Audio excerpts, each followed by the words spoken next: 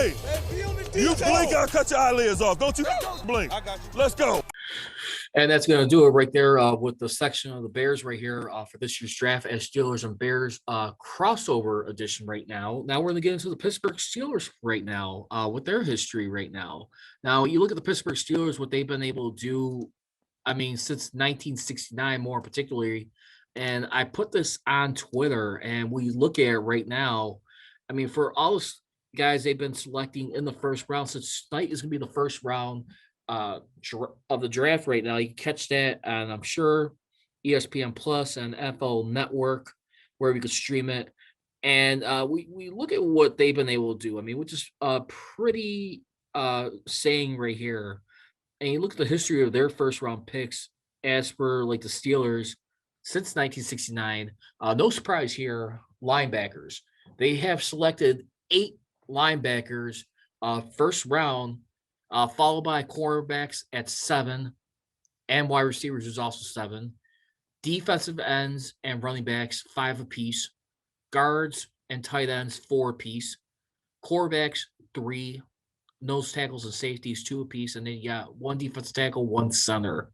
Now, here's the irony in this. For them being such a defensive proud franchise, in the history of their first round picks, they had more representatives on offense going into the Hall of Fame. Talk about none other than Terry Bradshaw, Franco Harris, then of course Lynn Swann, and guard Alan Faneca. 4 out of those 7 picks, you also have 3 on defense who went in there, which of course Mean Joe Green, and then Rob Woodson, and of course Troy Polamalu right there. So 4 players on offense right there. Then under Kevin Colbert which will be his 22nd season drafting with the Pittsburgh Steelers, he has had 6 of those linebackers, 6 out of those 8 in. I mean, when you take a look at it right here, I mean, it's 22nd season right here. I mean, then also, I mean, with the Steelers too, I mean, you think about this right here, in their 53rd season since 1969, 8 linebackers total, 6 of those coming from Kevin Colbert right there. And then after that, he's got 2 apiece in wide receivers, guards, defensive ends, safeties, and then corner, tight ends, quarterbacks, running backs, nose tackles, and centers, 1 apiece right here. So, I mean, that should tell you a lot right there about how they do things in the first round right here. Now, we also heard some interesting stuff, too. According to Dale Lally, DK Pittsburgh Sports, Kevin Colbert has said 100 players were brought to Indianapolis for the medical rechecks. Another 42 players were brought in that had medicals as well. Approximately 150 players were given physicals this year through the league. And we heard that report on Monday. Tomlin did add to that by saying that the medical staff is leading on personal relationships around the country to make the call on some players' medical issues. Tomlin says a core 4 is penciled in now at left tackle. It's like Cam Sutton is right cornerback, but notes that depth charts at this time of year mean nothing. And if you really think about it too, I mean, that's a very key thing right there too, because we also realize too, I mean, Alejandro Villanueva right now. I mean, this is a guy who's still learning, who looks like he's going to be out of town right now. I mean, with the Steelers. I mean, you look at that part right there. I mean, he is a huge question mark. I mean, it was reported early last week that, it's a possibility he could be going with the Ravens. But remember, he was occupying that left tackle position right there. And who did you have? I mean, basically, when you take a look at everything right now, aside from all that, I mean, with everything going on, I mean, they said he was expected to sign with the Ravens, but I mean, you look at the opposite side of that too. Right tackle was Chuks Okorafor, followed by Gerald Hawkins. So, I mean, as much as the Steelers would like to get like this running back, I mean, with their first pick, I would not be surprised if they go with a tackle or alone a center right now. And I'm speaking to a couple of people close to me. It almost seems like a center would probably be more preferable at this point. I mean, a center is just so huge to have, like, directing your offense with your quarterback right there to call out certain linebackers, Mike linebackers, Wills, and some other like blocking assignments right there too. I mean, which is vital. I mean, if you really think about it too, all the 2 seasons that Marquise Pouncey's missed full seasons back in 2013, 2015, they made the playoffs 1 year, and that was 2015 where they got in as the wild card. I mean, so I mean that goes to show you how much his impact will feel this year. I mean, you got right now Hassenauer, who's slotting in right now for the time being for the replacement of the retired Marquise Pouncey. I mean, remember BJ Finney, he was a guy who finished the season 2019 a couple years ago, and we saw how that worked right there. I mean, instantly when he came in during that game in week 16 against the New York Jets. So I mean, I could definitely I would have no problem, no issue right there if they were to get that with their first pick, a center. But right now, I'm gonna go ahead and give you my my mock draft position right now for this year. This is who I got uh, as I took a look at everything, and ready, set, go right now for the Steelers mock draft. Their first pick, I'm gonna go with Najee Harris out of Alabama. 6.46 combine grade right there. Definitely very good grade to be an instant starter right now. I mean, very close to becoming a Pro Bowl caliber player too. I mean, usually it starts off about 6.50. I know they didn't have like a combine this year, but they had a lot of pro days at their campuses this year where teams were able to do Zoom calls or try, they couldn't visit in person. But I just think there's it's not like necessarily destiny, but you keep hearing this name mentioned a lot of times since the beginning of this year. Signs keep pointing, and I have a hard time believing that Steelers will grab him. But the only thing is too, when you also look at, I mean, the teams are ahead of the Steelers right now in that regard, who might be looking at a run game. I mean, can you honestly see the Dallas Cowboys probably looking at a guy like Najee Harris right now? Remember, they extended Ezekiel Elliott. I mean, at the beginning of the 2019 season, right there. I mean, that's a guy right there. I mean, are they thinking about probably going in a different direction from him? Remember, this guy was drafted 5 years ago here in Chicago by the Cowboys. I mean, and this guy right now, I mean, when you look at for the remainder, I mean, his contract, he's still got like about another 6 more seasons. I mean, if you look at it right now, I mean, I mean, they're currently $36.9 million in dead money if they were to cut him prior to June 1st. So I'm not sure if they're ready to eat that number up just yet, but I don't know. I mean, then you also look at some other teams right here who could probably grab Najee Harris a little early. I mean, in this draft right now. I mean, you also look at teams. Let's see. I mean, who else we could look at right now? Maybe I would say the New England Patriots. New England Patriots. Yeah, you had Sony Michelle right there. A lot of people on COVID, but I mean, Bill Belichick. I'm sure he's looking to probably like get his team back on track right now. I mean, especially a lot of guys who missed the season opting out due to COVID concerns right there. I mean, you never know how much that's gonna be a factor right there.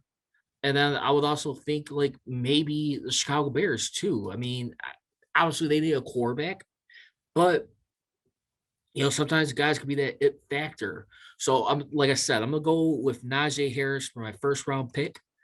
Second round pick at number 55. I'm gonna go with offensive tackle Christian Darrisaw of Virginia Tech. Just like Najee Harris, a chance to become instant starter right here. The only question is, will he drop to 55 in this year's draft right here? And you look at a guy, I mean, like I said, like Christian Darrisaw right now, he's projected to go between like the first 2 rounds right here in this draft right here out of Virginia Tech. But I mean, you look at like the offense that he's been able to help produce like while being at Virginia Tech. I mean, 663 and a half total yards in his 3 seasons there. I mean, no, excuse me, 1,254 yards in his 3 seasons right there. I mean, you look at this guy right here too. I mean, he's hardly given up any sacks, but I mean, you look at like the rushing game in that too. I mean, you had like about at least 590.5 yards in total in 3 seasons, which is pretty good. I mean, this offensive line needs an attitude adjustment. I would not be surprised if they go somewhere right there. I mean, you have to think about that. I think Darisaw, like I said, can he drop at 55? Maybe. But I mean, I would like to go that position right there. So I'm going running back and tackle. So once again, Najee Harris with the 24th pick out of Alabama. Give me Christian Darisaw for your offensive tackle out of Virginia Tech. Hopefully he could slide in at right tackle right there. For the third pick of this year's draft at 87, give me Uziza Larry out of Georgia. Aziz Larry. This guy right here, outside linebacker right here. I think this guy could be a good fit right now for the Pittsburgh Steelers. You look at this guy right here. I mean, who definitely make a contribution when I look at him. I mean, right now, I mean, you look at everything that he's been able to do out of Georgia right here. He is a 6th-ranked prospect in that. He's gotten 15 total sacks in his 3 seasons, but he's really played a full season his sophomore and junior year. I mean, he only played 2 games in his freshman year, but you look at it right here too. I mean, this guy, like I said, 5.5 sacks his 2nd season. And then, I mean, as his first full year as a starter, and then 9.5 the 2nd year. So, I mean, this guy has been making some stride, some progress right here. And then you also look at too right here. I mean, like I said, I think the biggest thing is the sacks right now. This guy is projected to go between rounds 2 and 3. That's another guy right here who's got a real good grade, becoming instant starter. So I'm looking at that for the Steelers. Hopefully, keying on. Give me Aziz Zalari. So for your 3rd round pick. Now we got two 4th round picks. 128th overall. Give me tight end Pat Freiermuth.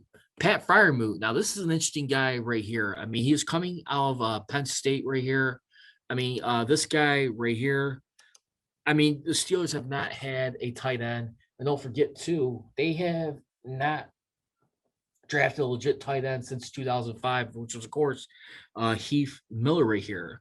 I mean, look at this productivity right here. Another guy who has a chance to be instant star right here. I mean, on this team, I mean, this guy has 16 touchdowns in 3 seasons. He has career high with 8 in his freshman year and everything. This guy's a match for 1,185 yards, 12.9 yards per average right here. I mean, with everything. I mean, this would be a guy right here who I'll look at too. I mean, Penn State right here within the state of Pennsylvania. I could see him definitely fitting in well with this group right here and being a good fit. I mean, to be honest with you. I mean, if anything, I would welcome this guy onto this team. I mean, he's I mean, this is something this has been lagging for a long time, a position of need. And I think they need to finally have the it factor.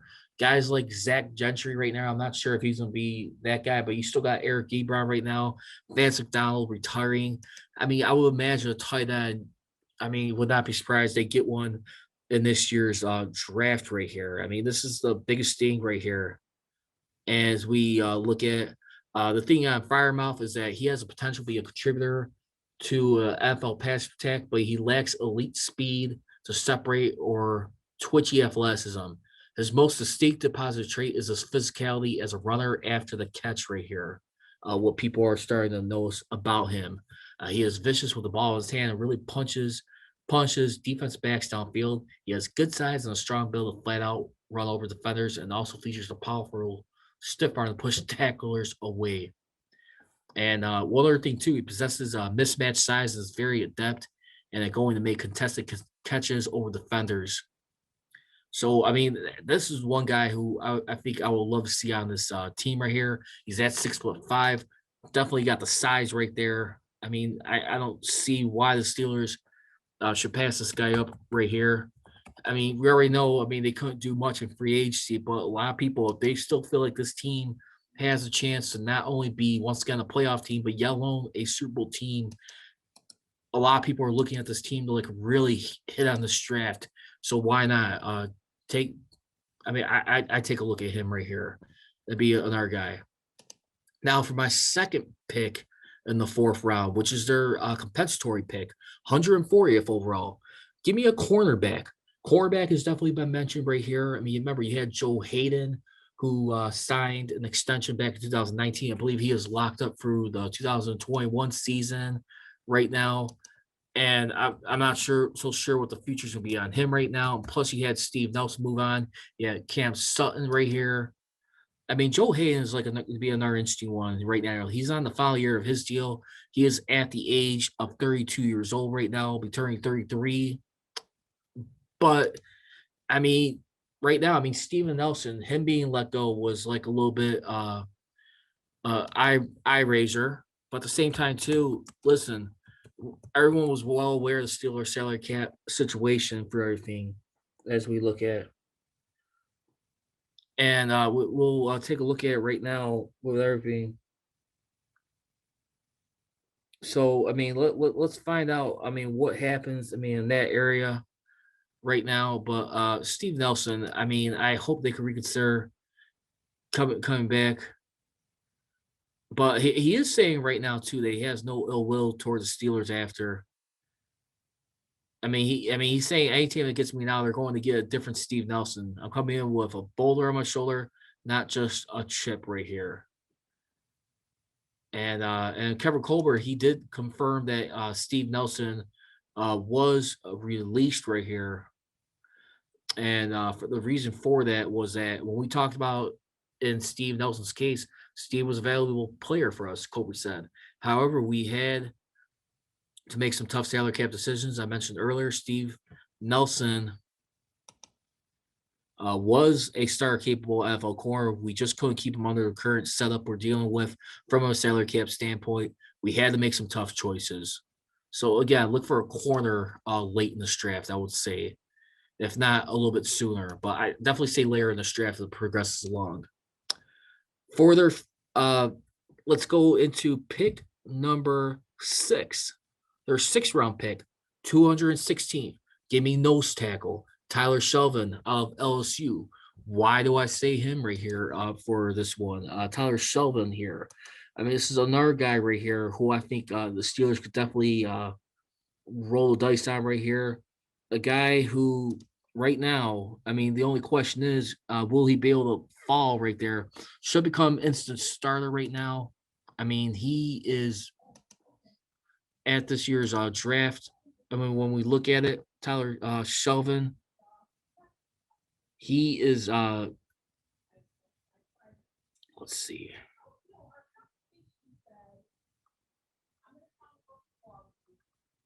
He is in this group the 8th rated prospect as far as nose tackles right here. I mean, this guy is out of LSU right now.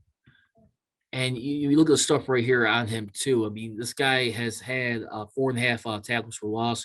He has made 48 total tackles in his 2 seasons. Mainly, he played at LSU right here. Shelvin right here, I would like to see get on here right now. Remember, he also had Tyson Alualu come back right here. I mean, thankfully, changed his mind at the last moment due to circumstances, but nose tackle, I think this is something the Steelers are going to have to address at some point. I mean, when you continue to play the scheme you are right now in the 3-4 defense, and Tyson Alualu right now, I mean, he's brought some incredible value. He was a guy who eventually replaced Javon Hargrave, and I think that nose tackle is definitely vital right here. I mean, just keeping that run game limited right there. I mean, those guys have definitely been some incredible, defenders right there on that. And I just don't see why you can't take a look at someone right there. I mean, for that.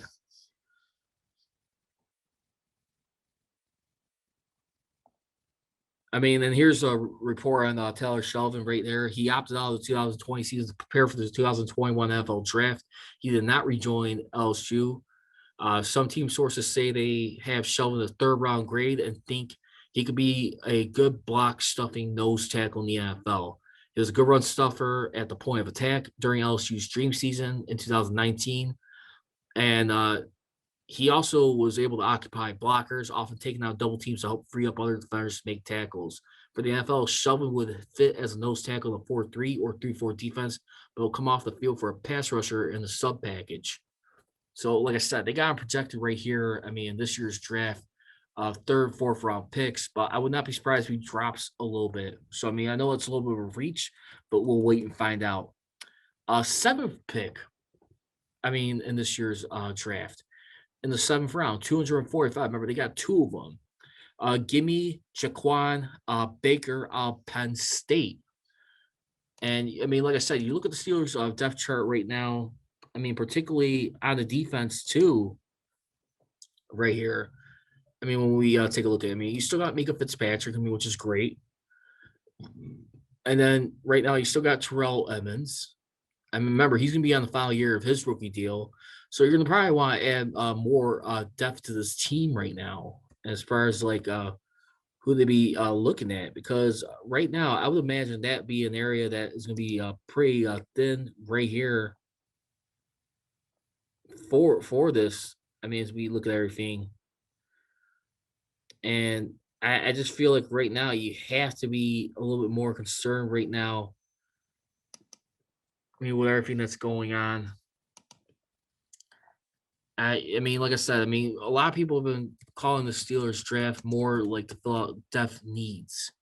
And definitely, I could definitely see that for right now. So we'll find out. But like I said, I mean, you got a guy like Sean Davis right now. He's with the Indianapolis Colts right now. Then, of course, also on the defense too, when we look at it, I mean, those mentioning guys right there. Let's see. Hold on.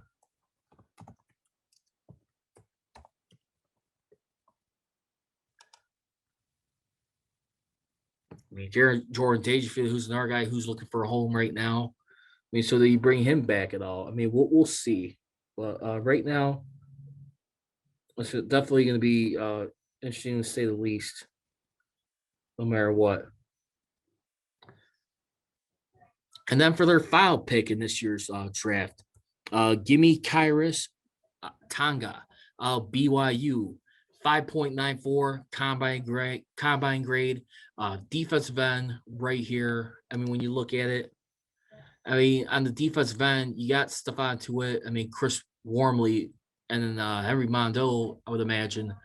But I would not hurt to have a more depth add. Maybe you can slide him as a defensive tackle right here. I mean, it would never hurt right here. I mean, if they're going to be looking at edge rushers or guys like on the defensive line right here.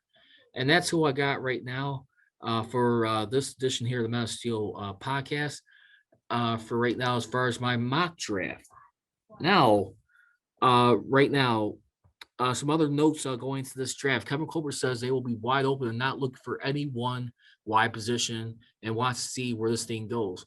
He did say there's good depth in the old line, running back, wide receivers, outside linebackers and inside linebackers, as well as cornerbacks. Okay depth at tight end, quarterback, and safety positions, as well as limited depth on the D line, lean as it's been in recent memory. He said very doubtful that they'll be able to trade up. He really values 8 picks.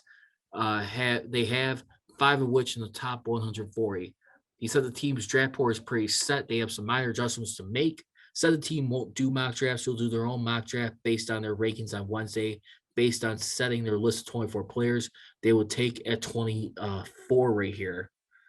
And Colbert did also mention, too, that he and Tomlin went to 9 pro days, went to the schools that had the most potential pro players, said he and Tomlin did over 100 Zoom calls with players.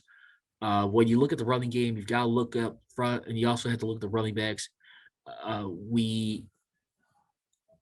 You also have to look at the running backs. We could play a game today based on what we have. Could we add to it? Sure. So goes to show you how much he thinks about the running back at that position. So let's get into one more topic right here.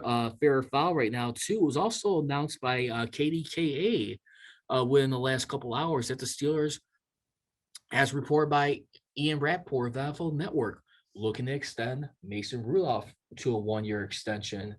So right now, I mean, fair or foul right now that they're going to try him out for 1 season, give him one more chance, see if he could be that successor to Ben Roethlisberger, or they'll need to draft another franchise quarterback right now. Listen, right now, I'm not really anything out. I will say fair on that. I mean, I think there's still a little bit more curiosity right there. I mean, you saw like what he did in his foul game against the Browns. I mean, at the end of this season, despite the fact it was a losing effort, but then also how he did in 2019. Yeah, there was a little bit of confidence issues. I mean, throughout the season, but at the same time, too, I really believe this guy can get better. He just needs to just get more of the metal makeup on him. But I really believe this guy right here, he still shows a problem with an arm. So he's not the overwhelming choice, but we'll find out. And that's going to do it. Oh, and one last thing. Fair or foul right now, the, the drought, the 26-year drought will come to an end, and where the Steelers will get an offensive tackle with their first pick. Now, remember, if you look at like the history of their draft right now, I mean, with first round picks, the last time that the Steelers ever had an offensive tackle selected in the first round, you had to go all the way back to 1996. Jermaine Stevens, or right here, out of North Carolina, AT&T right here. I mean, he was the last one that was selected right here. And that was under Tom Donahoe with head coach Bill Cowher right there. And you look at everything right there, and they haven't had much success as far as offensive Pro Bowl tackles in the first round, yellow and all pros. So that's going to do it for this edition here of the Mass Steel Podcast.